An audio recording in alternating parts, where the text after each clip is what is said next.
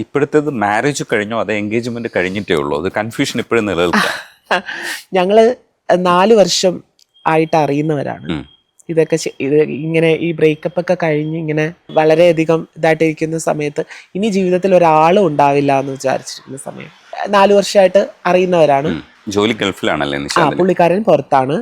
ആ സമയത്താണ് ഞങ്ങളിങ്ങനെ ഒരുപാട് സംസാരിക്കുമായിരുന്നു. സംസാരിക്കാൻ പുള്ളിക്കാരനും ഇങ്ങനെ ബ്രേക്കപ്പ് ഒക്കെ കഴിഞ്ഞിരിക്കുന്ന സമയമാണ്, ഞാനും ഇങ്ങനെ ഇതായിട്ടിരിക്കുന്ന സമയമാണ്.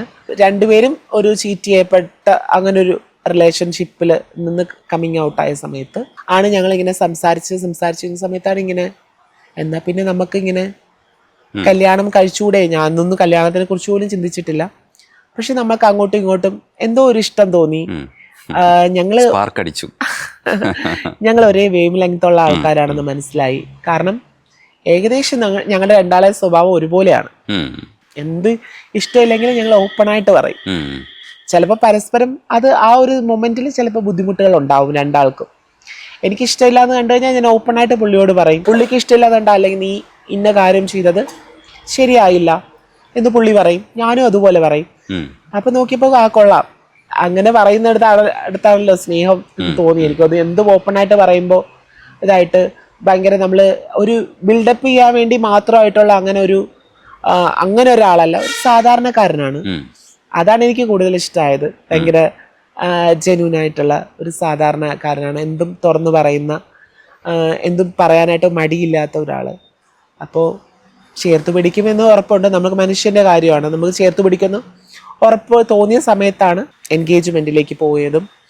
അപ്പോൾ രണ്ടാളുടെയും ഒരു എന്താ പറയാ, വിവാഹം വേണം എന്നൊരു തീരുമാനത്തിലേക്ക് പോയപ്പോൾ തന്നെ നമുക്ക് വിവാഹമായിട്ട് വേണം, എല്ലാവരും പങ്കെടുക്കുന്ന എല്ലാവരെയും നമ്മളെ സ്നേഹിക്കുന്ന കുറച്ചു പേരുടെ അനുഗ്രഹത്തോടുകൂടി വിവാഹമായിട്ട് വേണം എന്ന് അന്ന് തന്നെ ഞങ്ങൾ തീരുമാനിച്ചതാണ്. ഈ എന്നാണ് കല്യാണം വേണമെന്ന് ചിന്തിച്ചു തുടങ്ങിയ സമയത്ത് തന്നെ എല്ലാവരെയും അനുഗ്രഹത്തോടുകൂടി കല്യാണം വേണമെന്ന് തീരുമാനിച്ചതാണ്. ഒഫീഷ്യലി ഒന്ന് രജിസ്റ്റർ ചെയ്തിട്ട് എൻഗേജ്മെന്റ് മതി എന്നുള്ളത് ഞങ്ങൾ ഒഫീഷ്യലി രജിസ്റ്റർ ചെയ്ത സമയത്താണ് എൻഗേജ്മെന്റ് എന്നുള്ളത്. കുറച്ച് പേര് മാത്രം, 10-15 പേര് മാത്രം പങ്കെടുത്ത ഒരു ചെറിയൊരു ഫംഗ്ഷൻ ആയിരുന്നു എൻഗേജ്മെന്റ്. ദെൻ കല്യാണം എന്നുള്ളത് നമ്മുടെ രണ്ടാളുടെ സ്വപ്നമാണ്, എൻ്റെയും പുള്ളിയുടെയും സ്വപ്നമാണ്. പുള്ളിയുടെ പാരൻസും എൻ്റെ പാരൻസും ഒക്കെ നിന്നിട്ട് എന്നെ സ്നേഹിക്കുന്നവരും പുള്ളിയെ സ്നേഹിക്കുന്നവരും ഞങ്ങളുടെ ഈ ബന്ധം അംഗീകരിക്കുന്നവരും എല്ലാവരെയും ചേർത്ത് വെച്ചുള്ള ഞങ്ങളുടെ കല്യാണം ഡേറ്റ് ആയിട്ടില്ല, ഡേറ്റ് ഫിക്സ് ചെയ്തിട്ടില്ല. ഒരു 2-3 ഡേറ്റ് ഇങ്ങനെ പുള്ളി വരുന്നതിനനുസരിച്ചും ഒരു 2-3 ഡേറ്റ് ഇങ്ങനെ നോക്കി അതിൽ കൺവീനിയന്റ് ആയിട്ടുള്ള ഒരു ദിവസം നടത്താം എന്നുള്ള ഇതിലാണ് ഇരിക്കുന്നത്. അങ്ങനെ 2-3 ദിവസം ഇങ്ങനെ നോക്കി വെച്ചിട്ടുണ്ട്. ഇല്ല, പുള്ളി വരുന്നതും കൂടെ അനുസരിച്ച് കല്യാണമായിട്ട് നടത്തണം. ഒരു സിമ്പിൾ ആൻഡ് ഹമ്പിൾ ആയിട്ടുള്ള ഒരു ഫംഗ്ഷൻ ആയിട്ട് തന്നെ നടത്തണം. കല്യാണം മാത്രമേ ഉള്ളൂ, വേറെ ഫംഗ്ഷൻസ് ഒന്നുമില്ല നമുക്ക്. അങ്ങനെ ഞങ്ങൾ രണ്ടാളും അങ്ങനെ ഒരുപാട് ഫംഗ്ഷൻസ് ഒന്നും ഇങ്ങനെ പോകണമെന്നോ അല്ലെങ്കിൽ അങ്ങനത്തെ ഫംഗ്ഷൻ അങ്ങനെ നടത്തണമെന്നൊന്നും ആഗ്രഹിക്കാത്തവരാണ്. രണ്ടാൾക്കാരും സിമ്പിൾ ആയിട്ടുള്ള ആളാണ്. പുള്ളിയും വളരെ സിമ്പിളാണ്. പുള്ളിക്കാരനാണെങ്കിലും ഒരു മുണ്ടും ഒരു ഷർട്ടും കിട്ടിയാൽ പുള്ളി ഓക്കെയാണ്. എവിടെയാണെങ്കിലും അത് ഒരിടത്തേക്ക് പോകണമെങ്കിലോ അല്ലെങ്കിൽ എവിടേക്ക് പോകണമെങ്കിലോ അങ്ങനെ എനിക്ക് ഇന്നത് വേണം, ഞാൻ ഇന്നതേ ഇട്ട് പോവുള്ളൂ, അങ്ങനെയൊന്നുമില്ല. ഞാൻ ഇന്നത് ഇടണമെന്ന് പറഞ്ഞാൽ പുള്ളി പറയില്ല, ഞാൻ ഇതിൽ ഓക്കെ ആണെന്ന് പറയുന്ന ഒരാളാണ്. ഇപ്പൊ സീമയുടെ വിവാഹത്തിന് സീമ ആരാ ഒരുക്കുക? ബാക്കി എല്ലാവരുടെ വിവാഹത്തിനും സീമ ഒരുക്കുകയും ഭയങ്കര അപ്രീസിയേഷൻ വാങ്ങിക്കുകയും അനുഗ്രഹമൊക്കെ കൊടുക്കുകയൊക്കെ ചെയ്യുന്ന ആളാണ്. അപ്പോൾ സീമ ആരാണെന്ന് ഒരുക്കുക? സ്വന്തമായിട്ട് ഒരുമോ? എല്ലാ ആൾക്കാരും ചോദിക്കുന്ന ഒരു കാര്യമാണ് എൻ്റെ ഇതിൽ ആരാണ് ഒരുക്കുക എന്നുള്ളത്. പക്ഷെ അത് ഞാൻ ഇപ്പോഴും തീരുമാനിച്ചിട്ടില്ല, എനിക്കൊരു ഐഡിയ ഇല്ല.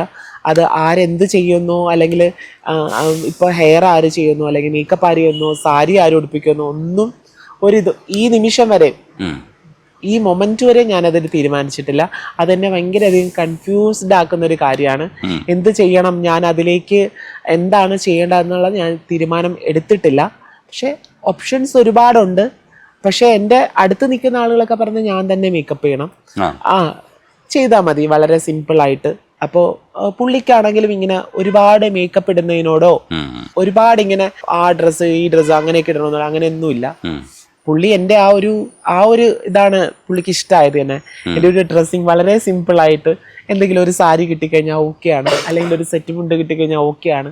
അങ്ങനെ ഒരിത് ഞാനും അത് തന്നെയാണ് ആഗ്രഹിക്കുന്നത്. ഒരു സിമ്പിളായിട്ട് റെഡി ആവണം എന്നാണ് ആഗ്രഹിക്കുന്നത്. പിന്നെ വിവാഹം എന്ന് പറയുമ്പോൾ എല്ലാവർക്കും ഒരു സിമ്പിൾ ആണെങ്കിൽ കൂടി നമുക്ക് ഇങ്ങനെ വിവാഹ പന്തലിലേക്ക് പറഞ്ഞ ഒരു സങ്കല്പമൊക്കെ ഉണ്ടല്ലോ. എൻ്റെ കമ്മ്യൂണിറ്റിയിലൊക്കെ ഉള്ള കുറേ ആളുകൾ എന്നെ കളിയാക്കും. ഞാൻ ട്രാൻസ്ജെൻഡേഴ്സിലെ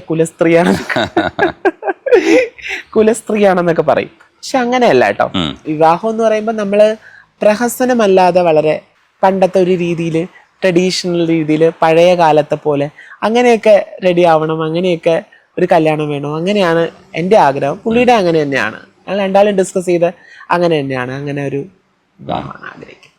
പല ഡ്രസ്സുകൾ സീമ ഇടുമ്പോഴും ചില ഡ്രസ്സ് ഇപ്പോൾ ഇട്ടിരിക്കുന്ന സാരിയിൽ പോലും ഒരു തരത്തിൽ ഈ പറയുന്ന പോലെ കുലസ്ത്രീ ഇമേജിനെ കൊണ്ടുവന്നിട്ടുണ്ട്. അത് മനഃപൂർവ്വം ചെയ്യുന്നതായിരിക്കില്ല, പക്ഷെ അങ്ങനെ ഒരു ട്രഡീഷണൽ ആയിട്ടൊരു ഡ്രസ്സ് സെലക്ട് ചെയ്യുന്നത് കൊണ്ടാണ് അത്തരത്തിലുള്ള ഇമേജ്. പിന്നെ വർത്തമാനത്തിലൊക്കെ ഈ കാണുന്ന ചില കാൽപ്പനിക സ്വപ്നങ്ങളെ കുറിച്ചൊക്കെ പറയുമ്പോൾ നമ്മൾ അതിനകത്ത് എവിടെയോ ഒരു കുലസ്ത്രീ ഇല്ലേ എന്നൊരു സെർച്ച് ചെയ്യുന്നുണ്ടല്ലോ. ശരിക്കും അത് സ്വന്തമായിട്ട് അതിനെ ക്രിട്ടിസൈസ് ചെയ്തിട്ടുണ്ടോ?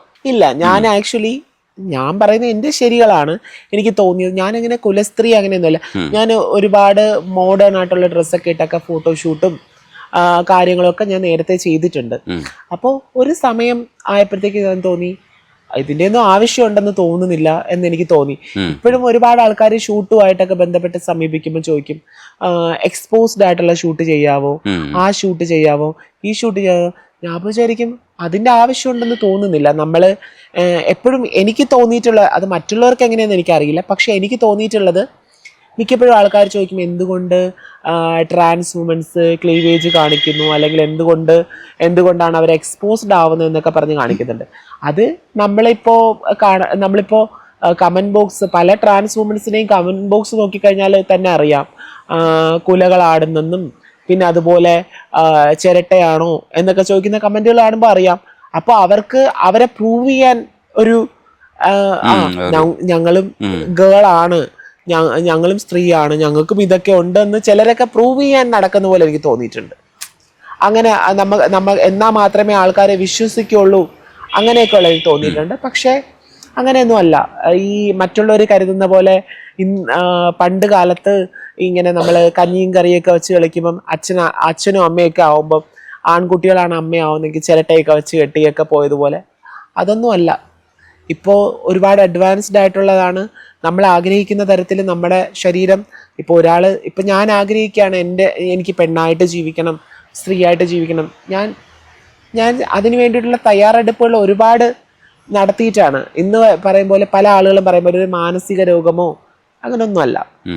മാനസിക രോഗമാണെങ്കിൽ ചികിത്സിക്കാം, അല്ലെങ്കിൽ പല ആൾക്കാരും മന്ത്രവാദം നടത്തുന്നു, അല്ലെങ്കിൽ ഹോസ്പിറ്റലിൽ കൊണ്ടുപോകുന്നു, എൻ്റെ കുഞ്ഞിന് മാനസിക രോഗമാണ്, അങ്ങനെയാണ് ഇങ്ങനെയാണെന്ന്. അങ്ങനെയൊന്നുമല്ല. നമ്മൾ ആഗ്രഹിച്ച് അങ്ങനെയാണ്. നമ്മൾ പെട്ടെന്ന് ഇന്നത്തെ കാലത്ത് ചില കുട്ടികൾ പെട്ടെന്ന് പോയിട്ട് അങ്ങ് സർജറി ചെയ്യും, ഓടിപ്പോയിട്ട്. അതിനെക്കുറിച്ച് കൂടുതലൊന്നും നമ്മളൊക്കെ വർഷങ്ങളോളം എടുത്തിട്ടാണ് ഈ ഒരു സർജറിയുടെ ഒരു പോസിബിലിറ്റിയെ സ്വന്തം ആഗ്രഹത്തെ കറക്റ്റായിട്ട് ഫിക്സ് ചെയ്യാതെ പോയിട്ട് ഉപയോഗിച്ച് കഴിഞ്ഞാൽ ശരിക്കും അത് ഉപയോഗിക്കേണ്ടതുണ്ടോ എന്നൊരു ചോദ്യമുണ്ട്. ഒരാൾ എങ്ങനെയാണ് തീരുമാനം എടുക്കേണ്ടത്, അങ്ങോട്ടേക്ക് മാറേണ്ടതുണ്ട്? അല്ല, അതാണ് ഞാൻ പറഞ്ഞത്. ഇന്ന് നമ്മൾ കണ്ടുവരുന്ന ഈ പരിവാർ അല്ലെങ്കിൽ കുടുംബങ്ങൾ അങ്ങനെയൊക്കെ പറഞ്ഞിട്ട് വരുന്ന ഇതിൽ പെട്ടെന്ന് നമ്മളൊരു പരിവാറിലേക്ക് പോകുമ്പോൾ, അല്ലെങ്കിൽ പെട്ടെന്ന് ഒരു കുടുംബത്തിലേക്ക് പോകുമ്പോൾ പെട്ടെന്ന് അവർ പറയുന്ന അവരെ കുടുംബത്തിൽ ഇത്ര ആൾക്കാർ സർജറി ചെയ്തെന്ന് പറഞ്ഞാൽ അവർക്കൊരു ഡിമ്പാണ്. അപ്പൊ പെട്ടെന്ന് തന്നെ സർജറി നടത്തും. ഇവരെല്ലാരും കൂടി ഇത് അവരെ പ്രോത്സാഹിപ്പിച്ച് അങ്ങനെ നടത്തും. അങ്ങനെ സർജറി ചെയ്തതിന് ശേഷം തിരിച്ച് കൺവേർട്ടായി വന്ന ആൾക്കാരും ഉണ്ട്. നമുക്ക് കേരളത്തിൽ തന്നെ 2-3 ആൾക്കാരെ എനിക്കറിയാം അങ്ങനെ തിരിച്ച് കൺവേർട്ടായി വന്നവർ. അപ്പോൾ അവിടേക്ക് എത്തിപ്പെടുമ്പോഴാണ് അവർ മനസ്സിലാക്കുന്ന അവർ പോവേണ്ട ആ ഒരു പാത്ത് ഓഫ് വേ അതല്ല എന്നുള്ളത്. അവർക്കത് കൺഫ്യൂസ്ഡ് ആവും. അവര് ഐഡന്റിറ്റി ക്രൈസിസ് ഉണ്ടാവുന്ന അപ്പോഴാണ്. നമുക്ക് മനസ്സിലാക്കാൻ പറ്റില്ല. നമ്മൾ കൺഫ്യൂസ്ഡ് ആയി നിൽക്കുന്ന സമയത്ത് ഒരാളെ ഒന്ന് പറയണോ അവർക്ക് കറക്റ്റായിട്ടുള്ള ഒരു ട്രാൻസ് വുമൺ ആവാൻ പാകപ്പെട്ടതാണോ അവരുടെ മനസ്സും ശരീരവും എന്നുള്ളതൊന്നും ചിന്തിക്കാതെ പെട്ടെന്ന് ആളെണ്ണം കൂട്ടാനും അങ്ങനെയൊക്കെ വേണ്ടി ചെയ്യുന്ന ഒരുപാട് ആളുകളുണ്ട്. അല്ലാതെ നല്ല രീതിയിൽ എല്ലാം പറഞ്ഞ് മനസ്സിലാക്കി കൊടുക്കുന്ന മനുഷ്യരും ഉണ്ട്, ട്രാൻസ് സമൂഹത്തിലുണ്ട്.